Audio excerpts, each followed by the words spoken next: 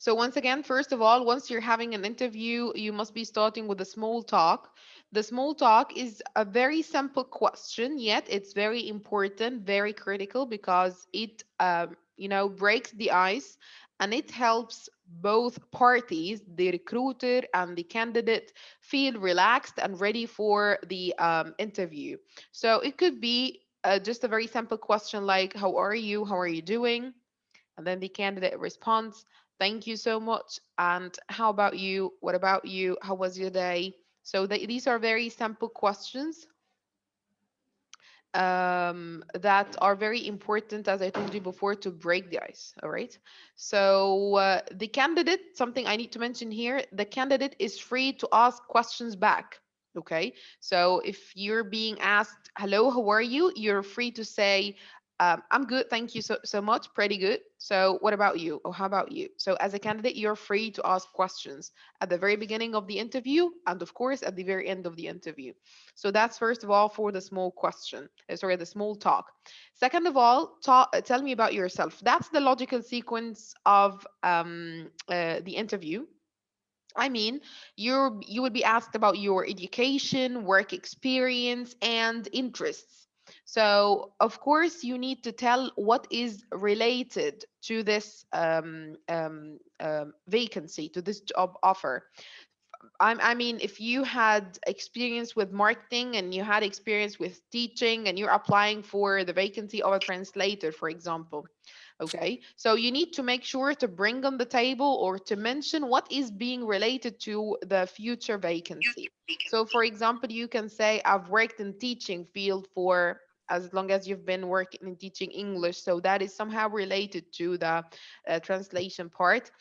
Not the digital marketing or being a marketer, that is not so much related to the vacancy, so no need to mention this. Okay, so second thing, bring up the education, certificates, trainings, work experience, interests that are related to the job vacancy, that are going to help you uh, be a potential candidate or someone who has got the potential to receive the job offer. Third of all, can you tell me how new was? There is nothing to do, like there is no much to do here.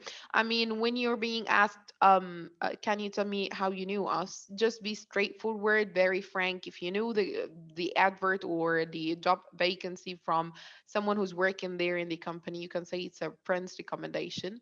Um, um, if you know it from Facebook, LinkedIn, just say the source. What attracted you to our company? Here lies the part of doing the research. As we read the article before, that you guys need to do the research before you join the organization. You need to know what kind of things are important there, what facilities does the company offer, what trainings do they give to their employees, every single thing that is going to help you or is going to make you interested in joining this company. So after this research, you can have lots of answers. You can be telling them, because you guys have very knowledgeable people, seniors, who are going to be my managers. And I'm really keen on learning new things, and I'm pretty sure that these people will help me gain a lot of knowledge. So that's a very good question. That's a very good answer as well. The strength, what is your strength?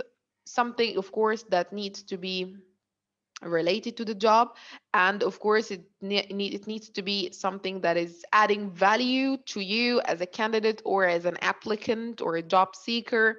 So for example, if you are applying for the vacancy of an accountant, and you need to talk about your strength point, it doesn't make any sense to tell them that I'm good at communication, I can I'm a team player, I can build new relationships with people. It's not, it doesn't have any sense, because being an accountant, mainly working with Excel sheets, paperwork, most of your work is based with the PC and paperwork. So there is no much, or there is having good relationships with other accountants in the bank isn't a requirement, isn't an essential requirement most of the times. No, of course, all the time. So you need to bring something that is, of course, the core value of you as a candidate. Like if you're an accountant, you can think, well, my strength is that I'm quite organized. I am very observant to the tiniest details. I pay a lot of attention. I love numbers and I love working with.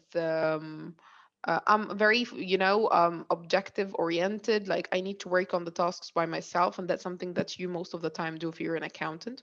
Okay, but if you bring something that is not related to the job, it's not a strength then. Behavioral questions, these were the questions that are supposed to be like some situations that the HR or the recruiter gives you in order to observe, in order to see how much you're flexible dealing with difficult times and troubles.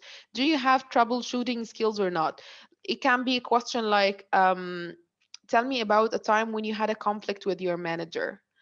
Tell me about a time when you were struggling because you didn't have enough time to submit the task before the deadline. Tell me about a time when you had to work in a team and you had some conflicts or disagreements with other teammates. So, all of these are behavioral questions. How to deal with a behavioral question? You need to tell them the problem. I had a conflict between me and my manager. The reason, why did you have that conflict? Your plan to work on this conflict, like since then I decided to work on this, and you need to bring like 1 2 3 steps for solutions, to find solutions for the problem, and then the final outcome, which shall be productive, which shall prove about you that you are a person who's open to feedback, ready to help, quite flexible. Even if your manager is quite tough customer, he's a person that is not an easygoing one, you had enough soft skills to deal with this person and to make ends meet. I mean, to settle everything down. That is the behavior question: the problem, reasons for the problem, solutions, and then the outcome or the result. Weakness point. As I told you before, there are two different schools here. You can mention a weakness point that isn't related to the job. Like if you're an accountant, you can say, I'm not good at dealing with people. I'm not quite sociable. I'm quite introvert. That's a weakness point. However, it's not important because you're already an accountant. You don't have to involve in so much social interaction. But what I really like about the weakness point is that you can uh, talk about a real weakness point that is, of course, going to affect you negatively while you're doing your job, though you had a plan and you worked on it. I mean, if you're a teacher and you were somehow introvert, you didn't like to work, introverted person, you didn't like to work with people, you didn't like to get involved with parents, that's a crucial point. That's, of course, is going to ruin your career because you're not doing your job the right way as a teacher. So you might be saying, I was an introverted person during the last 2 years. That's something I struggled with a lot, to be honest. But then I tried to work on this weakness point for so long.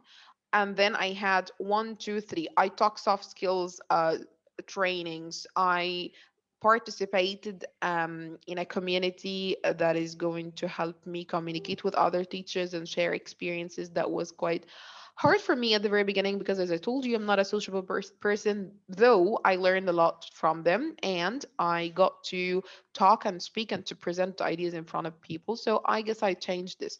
So again, you talk about the weakness point, how negatively it affected your career, then your solutions for this problem, and then the outcome by the end. Your plan, the plan shall be something that you guys are looking forward to in the future. That's something you need to achieve, accomplish, though you need to say to the recruiter somehow that the job I'm applying for right now is a very important step in my plan.